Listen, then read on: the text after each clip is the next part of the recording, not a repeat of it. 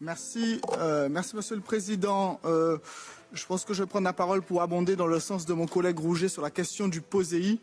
Mais avant même de parler de la question du POSEI, je ne vais pas manquer l'occasion de parler de ce nouveau cadre financier pluriannuel. Vous savez, ce nouveau CFP est le résultat de cette fuite en avant européiste et d'un certain nombre de groupes politiques ici même.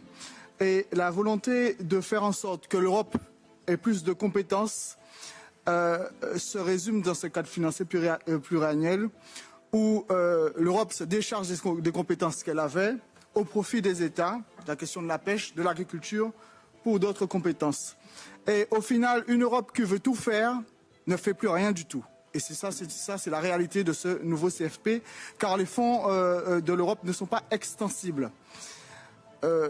Une autre chose sur la question du POSEI, mon collègue a rappelé l'importance de ce fonds.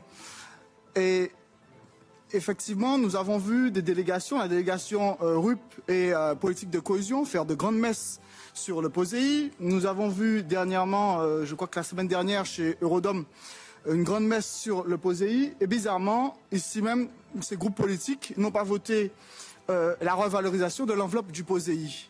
Ne pas voter la revalorisation de l'enveloppe du POSEI, cela veut dire que le POSEI n'a aucune importance à vos yeux. C'est la triste réalité, car ça fait des années que cela n'a pas été revalorisé. Suite à la crise Covid, suite à la crise de l'invasion en Ukraine, nous connaissons les difficultés du monde agricole en hexagone qui sont multipliées par 2, par 3, voire par 10 dans nos territoires et dans les régions ultra-périphériques. Donc, ne pas revaloriser cette enveloppe, ne pas voter pour des questions idéologiques, des questions de partis politiques, c'est ouvrir la porte à la Commission demain de nous permettre de saper des enveloppes si nécessaires à nos territoires. Je vous remercie.